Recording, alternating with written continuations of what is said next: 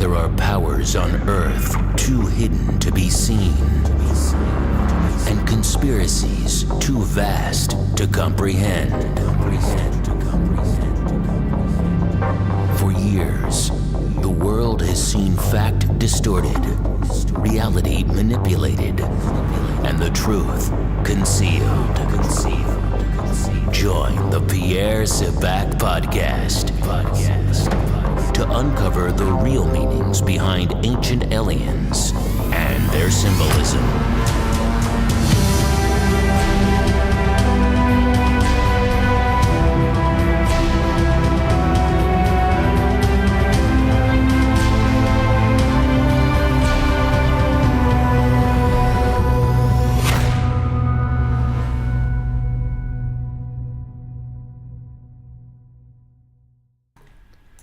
Hi, this is Pierre Sabak, unlocking the keys to the mysteries.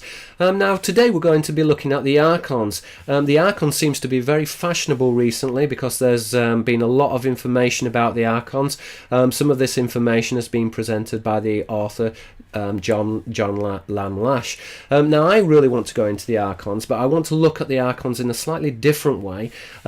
Many researchers tend to look at the Archons as this control structure, an idea which is very much influenced by Valet. I want to look at the idea of the Archons related to the scatological tradition. So in short, we're going to be looking at the correspondence between the Archons and the ufology and see if there is this relationship between physical creatures which are related to vessels. I'm going to be arguing today that there is a direct correspondence. So first of all then, in order for us to study the Archons, we're going to look at the etymologies and break down what the word actually means, and then look at the relationship between the Archon and their representation in terms of the Seraphim and the symbolism there. So, first of all, the Greek word Archon means a ruler or an angel, so it's polymorphic. There is this relationship then between the ruler and between the angel. As we've said before, Malak an angel and Melek a king in the Semitic languages. Now, the word Archon is a derivative of arcane, which is to rule. And the Archons are represented as an angelic sailor. In the Semitic, we find this relationship between Malak an angel and Malak a sailor. But the same relationship with the Archon is also found within the Greek etymologies. And I think this is very important to emphasize, because there is this direct relationship between the Archons and ufology. In particular, this idea that the Archon is a crew member of a vessel, and that this is linked into a hierarchical, militarized structure. Now, the Archons typically are rendered or understood to be an interplanetary race.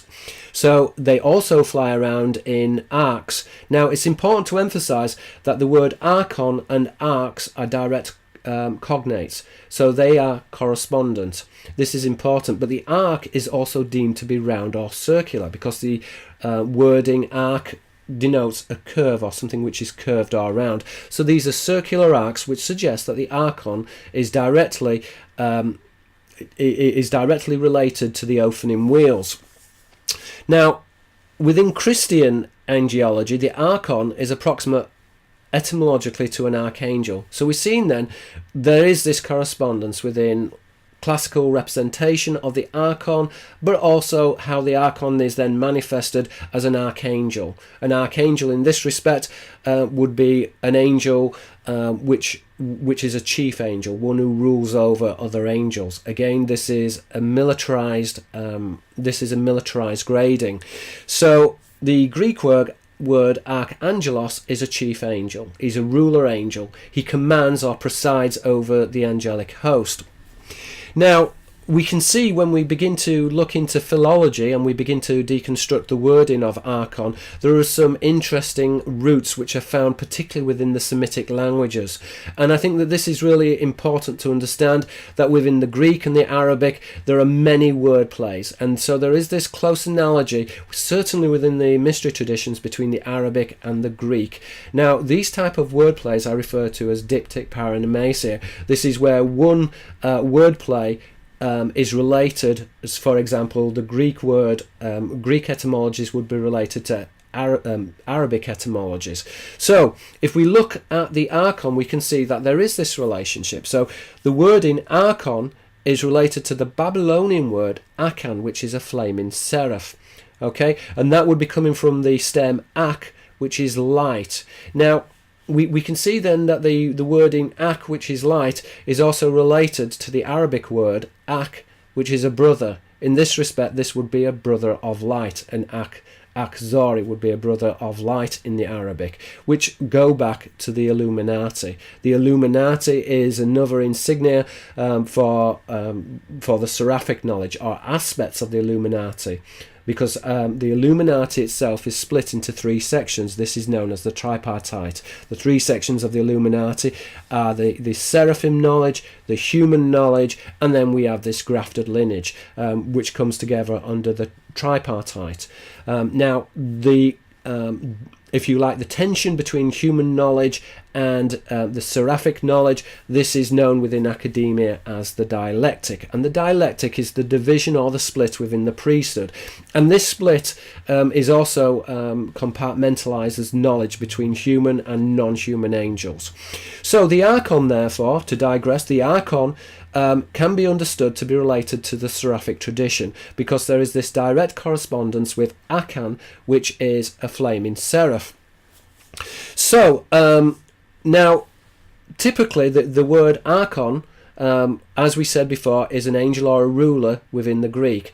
But we see that there is this etymological correspondence also within the Arabic, because Akim is a sovereign. And again, in the Sanskrit, this would be related to Aga, which is a lord or a ruler. So we're seeing then that the Greek, the Sanskrit, and the Arabic, the wording is closely related together. And this is interesting because certainly within the Greek and the Arabic, there is this direct allusion to the idea that the monarch is related to the bloodline of a dragon or a serpent. In this respect, the dragon or the serpent would be the Watchers or the Shining Ones. The Watchers or the Shining Ones, as I've said before in different videos, are related to the star system Sirius. Sirius Aster is the shining or scorching star.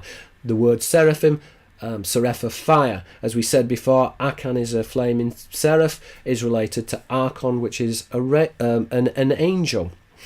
So, the monarchs then are deemed to come from a seraphic lineage, and they are often represented in symbolism as a grafted bloodline. Now, the grafted bloodline would be stylized as a family tree. So, the royal offspring in the occult tradition is a conjoined lineage between mankind and the angels, and they are deemed therefore to be an arbitrator between heaven and earth, and they are linked into the mysteries. Now, I want to show you the direct relationship between the Archons and the rulers and the Seraphim. So, if we look in the Greek, and I'm just going to read out a few different word lists just to impress upon the audience this relationship between the serpent and the Archons. So first of all, we've got Archon, a ruler, which is related to the Babylonian word Akan, a seraph.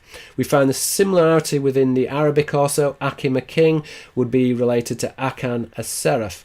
Now it's interesting because the word Akim, a king, is related to the Aramaic word aka, which is to talk or to speak. Again, the serpent is often represented as a conveyor of knowledge, so therefore the dragon is often deemed to be a talker, one who speaks.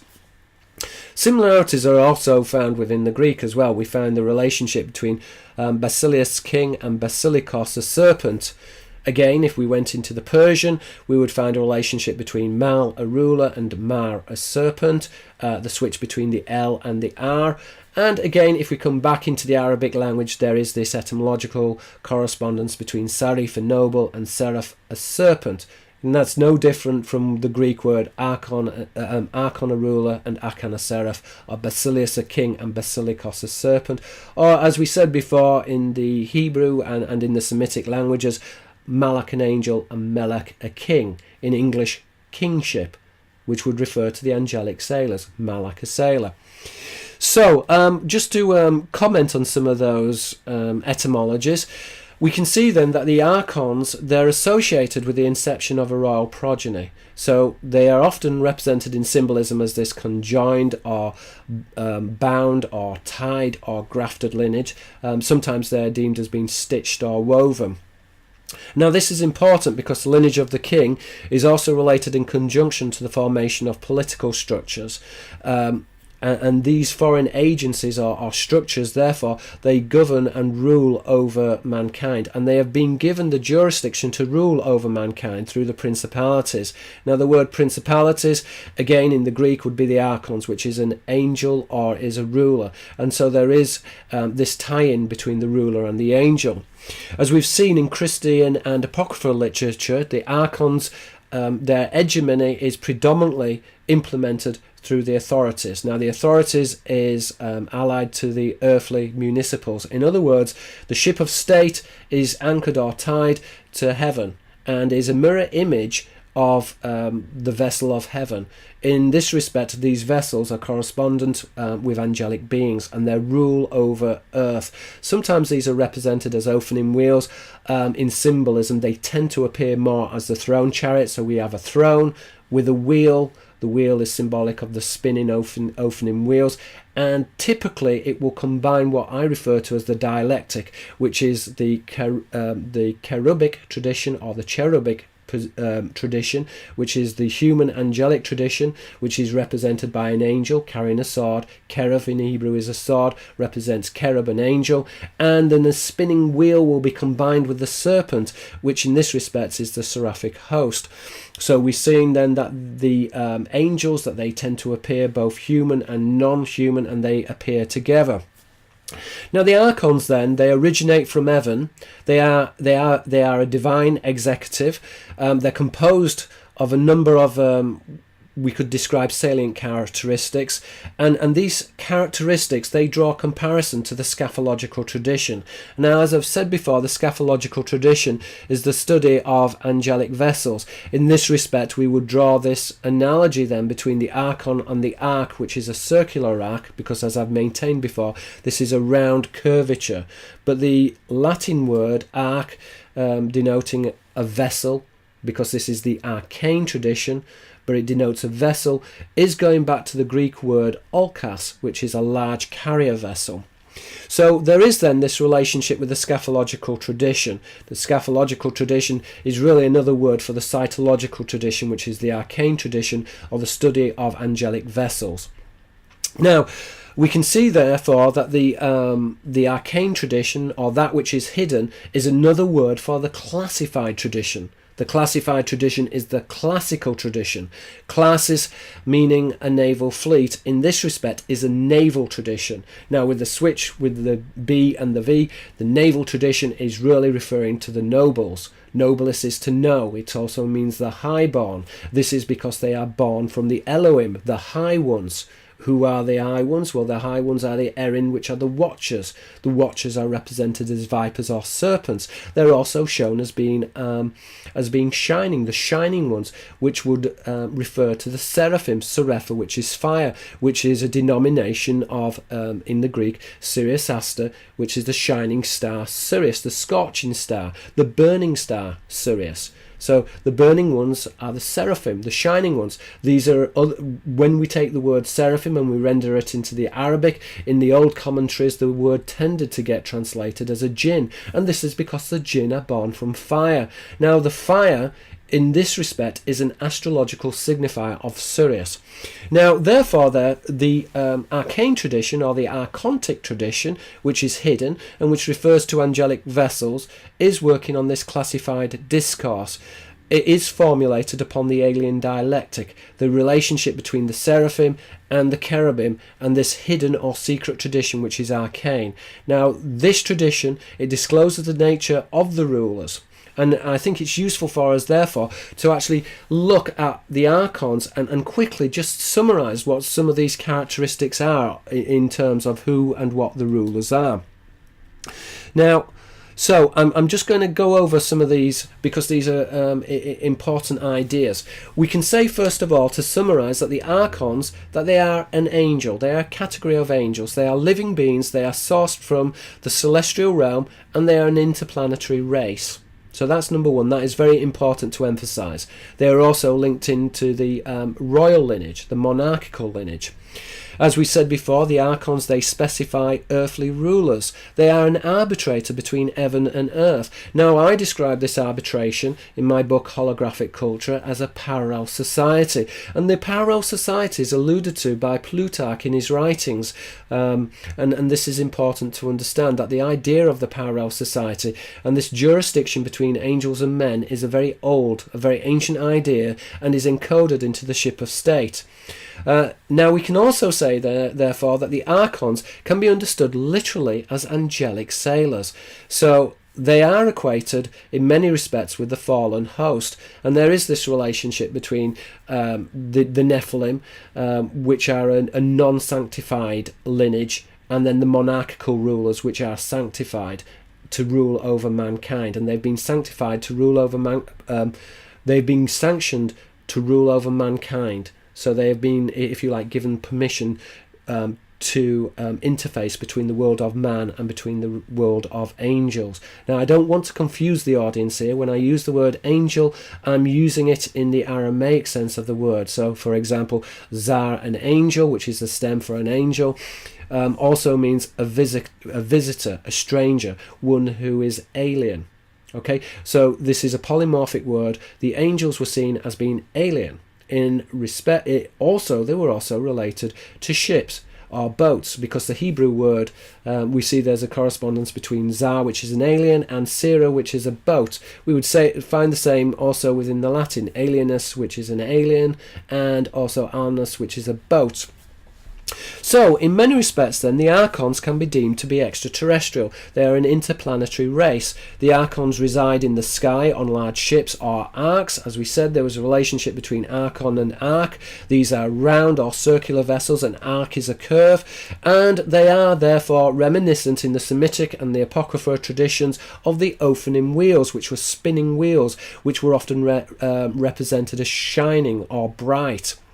Now, the Ophanim wheels, therefore, in a modern parlance, would be denominational or denote a flying saucer. So the terminology, I need the audience here to understand that the arcs, which are round or circular, feed into the tradition, the scaphological tradition of the flying saucer. They are one and the same thing. So here we're dealing with a phenomenon which is ancient, in which the angelic ships are deemed to be heavenly, but they are also deemed to be circular, and they have crew members or vessels. So this is a very ancient tradition. The idea that an angel is a sailor goes back into the ancient languages. Now, they are therefore, the Archons are closely affiliated to political rulers, and they control ideologically, religiously, the governments of the world. In other words, the ships of state. Now, these divisions between the different governments and between sanctioned and non-sanctioned bloodlines of the angelic lineage, they are, if you like, controlled through what I refer to as the Seraphim Cherubim dialectic. Now, this is quite a complicated idea, and I want to make a series of videos on the Seraphim Cherubim dialectic. But essentially, it is the occult tradition between human angels, or proto-human angels as I refer to them, which are the cherubim, and then we've also got non-human angels, which are the seraphim. We see therefore that the split within the priesthood is between the cherubim and the seraphim, and this occult knowledge therefore is both human and non-human. So this is the dialectic. The dialectic runs throughout academic discourse within the Western tradition, but evidence of this split within knowledge is also found within the Chinese priesthood, for example, with the Tao. The Tao is represented by the tiger and the dragon. In the Western tradition, it's the lion and the dragon. It's the same idea, it's the same dialectic. Now, we can see, therefore, that the Archons, or that sections of the Archons at least, are non-human. So therefore we said that there was this relationship between Archon and Archon, a seraph. So the Archons, they are typically thought of, or certainly the more human elements are deemed to be represented or thought to be grafted, that they are somehow grafted to a serpent, that their bloodline is a combined or a conjoined lineage with the seraph or the seraphim. So this is a strange lineage, it's a peculiar lineage. We can say that the genus of the Seraphim, which is closely affiliated to the Archon, is further categorized as a jinn. Now, as in the Semitic traditions, the word jinn means a spirit. Now, it's coming from the old Semitic word jen, which is a serpent. So we can say, therefore, that the jinn are the same as the seraphim. And this makes sense because the seraphim are often translated in old Arabic commentaries. The seraphim are translated as a jinn. So the jinn tends to be represented as a type of demonic entity or a fallen divinity. The jinn are like mankind. They are a physical race. They also have a spirit. The difference between the jinn and mankind is that they are a holographic group of beings, that they are a holographic species, so they can disassemble from reality. Now, this in the Semitic traditions is the relationship between the Ruach Elohim, which are the high spirits, which is a type of jinn, and the Elacheh, which is a high creature. Now, the Elacheh and the Ruach Elohim are different sides of the same coin. They are the Elohim, but they are, or can be understood to be, a holographic culture. They have deconstructed the mechanics of reality, and therefore they can dematerialize. They can walk through walls. But here we are dealing with a physical race, a race which is outside of time, because they have deconstructed time. They've deconstructed the physical realm of space. The relationship between time and space are very closely interconnected, and they understand that relationship. Now, as I've said before and maintained, the Archons are not just spiritual. They are represented as spiritual within the biblical tradition, but they are also understood to be a physical race, and this is very important because in the ufological tradition, the alien is often seen as being physical, but can do has unusual properties, such as it may walk through a wall or may sometimes appear to be shining or slightly transparent. So the Archons are a physical race. They understand that they're a corporal being, they're flesh and blood entities, and they materialize in the Old Testament as an Elacheh, which is a high creature. And these divinities are contrasted with the Ruach Elohim, which are the high spirits. They're one and the same thing because they are related to the Elohim. And the etymology of Elohim is related to Erin, which is a watcher, which is rendered in the Apocrypha traditions. The word watcher or shining one is typically shown or is featured as having the visage of a viper. So, for example, in the stories of Amram, in the Testament of Amram, he describes Erin, the watchers, as having a face of a viper. So we know that the Erin, the shining ones, or the watchers, are the same as the Seraphim. Hence the relationship between Thopheth, a watcher, and Seraph, and Serapha, which is fire. This is using the same type of symbology. And lastly, we can say that the Archons, that they're an interdimensional species. They're a holographic species, as I refer to them. And in the Hellene cultures, they're reminiscent with the demonic races. So there is this relationship, if you like, between the angels and the demons. Now, within Quranic discourse, the jinn and the angels are said to be separate species, but when we look at the translations between the seraphim, which are viewed to be high angels, in fact they're the highest angels traditionally, they're above the cherubim between the human order of angels, or the proto-human order of angels. So the seraphim, they are seen to be related to the jinn, directly to the jinn, and that may that's slightly different from the Islamic tradition, which sees them as being a separate species. But I think that the separation between the seraphim and the jinn occurred, if you like, with the fall, in terms of that certain sections of the jinn or certain parts of the seraphim. Remember, in the biblical tradition, Satan is described as a seraphim and therefore is a fallen angel, but not all of the seraphim have fallen. And what do we mean by fallen? Well, here we're really referring to a type of mutiny, and this was represented as mutineering angels, because these are vessels and they mutineered, and this relates into grafted bloodlines. So many of the angelic factions which are found on the earth and are grafted and are planted or seeded on the earth, these tensions are still playing out and are often behind a lot of the warfare which we're seeing on the earth today. So just to summarise then, the Archons are an interdimensional race. They're alien beings. They have mastered the waveform, and I refer to them as masters of the waveform. They reside within a holographic culture, which means therefore that they're outside of time, that they've deconstructed the spiritual realm, they've deconstructed the mechanics of space, the physical realm, and they understand the interplay between the spirit and the physical nature of reality. And that, in short, is a summary of the Archons. Right, I hope you've enjoyed this video. If you have enjoyed this video, please give it a thumbs up. Please share these videos as well, because I think that this is a fascinating subject, but it's also an important subject. We need to be deconstructing what the ancient languages mean. We need to be drawing comparisons between the Greek and the Arabic and the Hebrew and the Aramaic, and even going into the Sanskrit, and trying to really understand the phenomenon of what the Archons and the angels are, and how this interfaces with mankind. So if you did like this video, please give it a thumbs up, please share my videos around, and of course, if you're interested in this subject, then by all means please buy my book, Holographic Culture. I look forward to talking to you all very shortly. Thank you very much. This is Pierre Sabak. Thank you.